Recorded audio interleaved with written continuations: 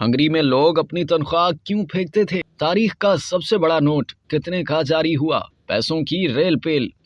دوسری جنگ عظیم کے دوران ایڈولف ہٹلر نے جب مارچ 1944 میں حملہ کر کے ہنگری میں نازی نواز حکومت قائم کی تو ہنگری جرمنی اور سوویت یونین کے لیے میدان جنگ بن گیا۔ جنگ کے باعث معیشت تباہ ہو گئی تھی۔ جرمنوں نے بھی لوٹ مار کر کے ہنگری کو قحط کے دہانے پر لا کھڑا کر دیا تھا۔ جنگ کے بعد ہنگری کی حکومت نے معیشت کو متحرک رکھنے کے لیے پیسے چھپانے کا فیصلہ کیا اور نوٹوں کی چھپائی میں استعمال ہونے والی سیاہی کو درآمد کرنا پڑا۔ ان نئے نوٹوں کی چھپائی کے بعد حکومت نے لوگوں کو براہ راست کام پر رکھا، عوام کو قرض دیا اور پیسے دیے۔ بینکوں نے کم ترین شرح سود پر قرض دیا جس سے وہاں کاروبار کرنے میں مدد ملی۔ ملک میں پیسے کی ریل پیل ہو گئی، لیکن ہنگری کی کرنسی کی قدر صفر سے بھی نیچے چلی گئی۔ مہنگائی کی شرح اس قدر زیادہ تھی کہ مقامی کرنسی کی قدر میں صفر بڑھتے گئے۔ اس کا اندازہ اس بات سے لگایا جا سکتا ہے کہ سن 1944 میں ہنگری میں سب سے بڑا کرنسی نوٹ 1000 پنگو کا تھا، جبکہ سن 1945 کے آخر تک ملک میں 1 کروڑ کا نوٹ آ چکا تھا۔ دیکھتے ہی دیکھتے 1 ارب اور اس سے بھی زیادہ تک کرنسی کے قدر میں گراوٹ آئی۔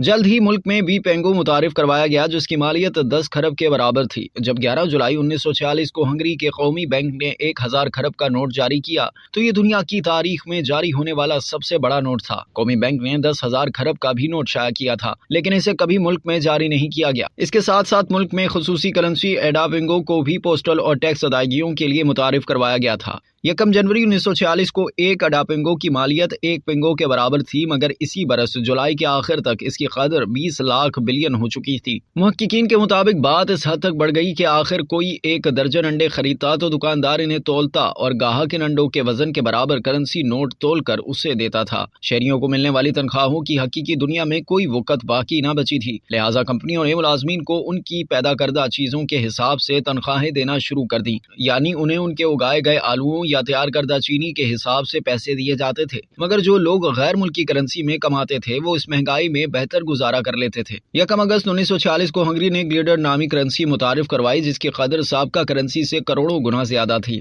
جس کے بعد لوگوں نے پینگوز پھینک دیے تھے کیونکہ وہ بیکار تھے۔ لوگ اپنا سرمایہ کھو چکے تھے اور انہیں صفر سے شروع کرنا پڑا تھا۔ محققین کا کہنا ہے کہ اس کی تیاری میں کچھ ماہ لگے تھے۔ حکومت نے خوراک کا ذخیرہ کر لیا تھا تاکہ جب نئی کرنسی متعارف کروائی جائے تو کم از کم کچھ منڈیوں میں خوراک کی دستیابی اور زیادتی ہو تاکہ عوام یہ سوچے کہ یہ اصلاحات سود مند ہیں۔ حکومت نے عوام میں اتنا اعتماد پیدا کر دیا کہ گلیڈر اپنی قدر برقرار رکھ سکے اور آہستہ آہستہ بالآخر اقتصادی سرگرمیاں رفتار پکڑنے لگیں۔ اس اعتماد کی بحالی میں اہم کردار ہنگری کے قومی بینک کے پاس موجود سونے کے ذخائر تھے، جو جنگ کے آخری مراحل میں ملک سے باہر آسٹریلیا کے امریکہ کے زیر قبضہ علاقے میں بھجوائے گئے تھے۔ سن 1946 میں امریکی صدر نے یہ سونا مکمل طور پر واپس کر دیا تھا۔ یہ دیکھ کر ہنگری کے لوگوں کو اپنی نئی کرنسی پر اعتبار پیدا ہوا۔ دوسری جانب مرکزی بینک خود مختار ہوا اور کرنسی نوٹس جاری کرنے کا اس کا اختیار محدود کر دیا گیا۔ ٹیکسوں میں بے پناہ اضافہ کیا گیا اور سول سرونٹس کی تعداد بھی خاصی کم کر دی گئی۔ اس کے بعد 60 کی دہائی میں گلیڈر کرنسی اس خطے کی سب سے مستحکم کرنسیوں میں سے ایک بن گئی۔ اب تک کے لیے اتنا ہی۔ مزید جاننے کے لیے سبسکرائب کیجیے ڈیلی جنگ یوٹیوب چینل اور لائک کیجیے ڈیلی جنگ فیس بک پیج۔